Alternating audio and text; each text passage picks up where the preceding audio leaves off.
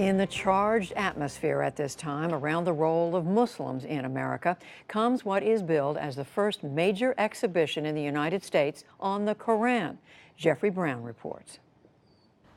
This is one of the great highlights of the exhibition. It's a Quran from the early 14th century, from about 1330, signed by a great master called... Signed. Yeah. A holy book as a work of art. The Quran, sacred to some 1.6 billion Muslims around the world.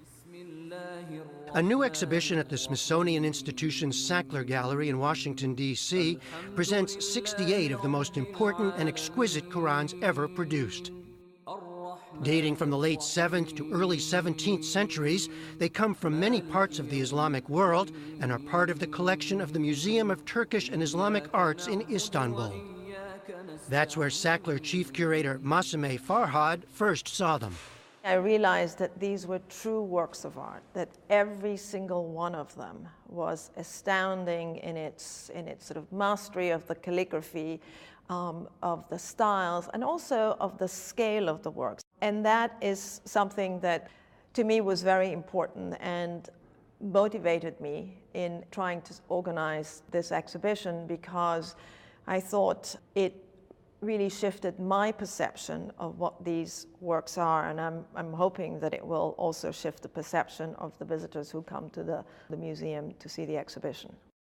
For Muslims, the Quran is a divine text, a series of revelations transmitted from the angel Gabriel to the prophet Muhammad between 610 and 632. It includes references to earlier figures, including Abraham, Moses, and Jesus. The term itself means recitation. The Quran stems from an oral tradition, but the text was written down and codified in a fixed form not long after the death of Muhammad. Maria Daycake teaches Islamic religious thought and history at George Mason University. One of the things that's rather striking about the Quran when people read it for the first time is that it often takes a form of direct address. So it will say sometimes, "O you who believe." Sometimes it'll address all human beings, "O humankind." It is a series of moral exhortations, exhortations to virtue. It includes many stories of prophets before the time of Muhammad. It's an attempt to grab the listener or grab the reader, to wake them up, to make them think about their life, about the world around them. It's a lot of passages with rhetorical sentences, right? Did you not consider this? Didn't you think about this? How did you get here? This is looking good as well. The exhibition includes furniture, stands to hold manuscripts, and chests to store them. Many of these Qurans were originally commissioned and donated or collected by rulers. Early manuscripts on parchment feature plain ink and simple designs.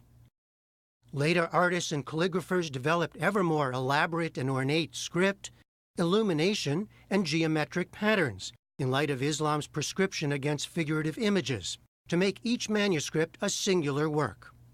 It's how they sort of use their individuality is really quite remarkable, and the greater master, the better they can sort of manipulate the style without breaking the rules, because you could not break the rules of a particular style of calligraphy, but you could sort of stretch them and sort of introduce your own sort of touch to a particular style or a particular type of writing. Some of these masters are well known to scholars, like the maker of this Quran, Abdullah Sarafi, who spent most of his life in Tabriz in northwestern Iran. What is remarkable about Abdullah Sarafi is the fact that he was able to write in more than one style of calligraphy, because usually most calligraphers specialized in one style and one particular size alone.